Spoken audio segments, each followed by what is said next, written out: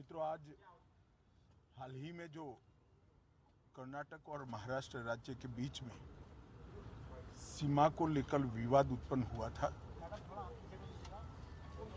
इस विवाद की समाप्ति और इसके संविधान सम्मत मार्ग के लिए मैंने महाराष्ट्र के मुख्यमंत्री, उप मुख्यमंत्री और कर्नाटक के मुख्यमंत्री, गृहमंत्री और वरिष्ठ साथियों को आज यहाँ पर बुलाया था।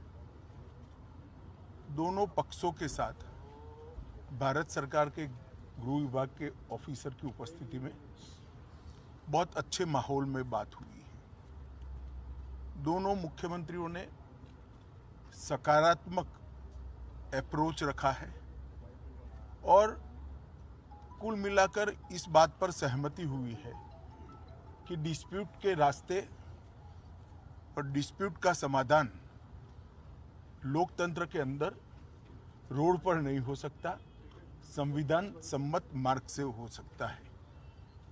तो अतः कुछ फैसले हुए हैं जो मैं आपको बताना चाहता हूं।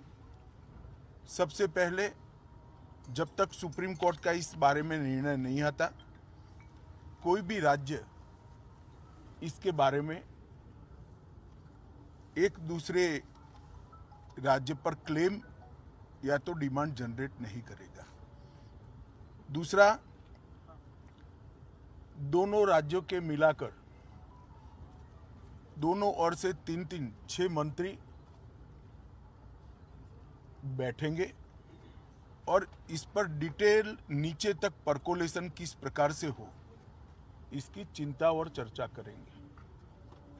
छोटे छोटे और कई मुद्दे भी हैं दो राज्यों के बीच में, जो पड़ोसी राज्यों में आमतौर पर देखे जाते हैं। ऐसे मुद्दों का निवारण भी ये 3 मंत्री दो ओर से जो है वो ही करेंगे।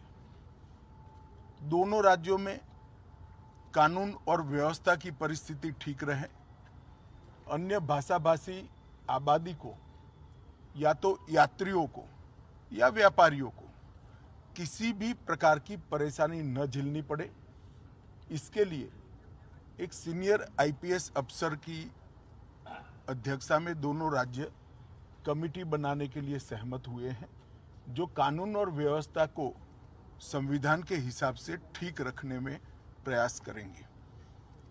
जब मामलों की चर्चा भी हुई तो ये भी ध्यान में आया है कि पूरे मामले में फेक ट्विटर ने भी बहुत बड़ा रोल निभाया है।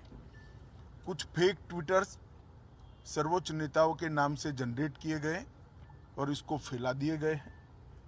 और ये मामला बहुत गंभीर इसलिए है कि इस प्रकार के ट्विटर से दोनों ओर की जनता की भावनाएं उद्वेलित होती हैं और घटनाएं जन्म लेती हैं। तो तय हुआ है कि जहां जहां भी इस प्रकार के फेक ट्विटर के मामले सामने आए हैं, वहां पर एफआईआर रजिस्टर की जाएगी और जिन्होंने किया है उसको भी जनता के सामने एक्सपोज किया जाएगा। तो एक बहुत अच्छा, एक प्रकार से सर्वसम्मत निर्णय आज की बैठक में हुआ है। इसके बाद मैं दोनों राज्यों के विपक्षी पार्टियों के मित्रों को भी इस देश के गृह मंत्री नाते अपील करना चाहता हूं, राजनीतिक विरोध जो भी हो, जो विपक्ष में बैठे हैं सरकार के सामने राजनीतिक कार्यक्रम ले सकते हैं, परंतु दोनों राज्यों की जनता के हित में और दोनों राज्यों की बॉर्डर पर अन्य भाषाभाषी जो लोग बस रहे हैं इनके हित में अब इसको कम से कम राजनीतिक मुद्दा न बनाया जाए। एक कमेटी जो बनी है वो कमेटी की चर्चा का आउटकम और सुप्रीम कोर्ट के फैसले का इंतजार किया जाए।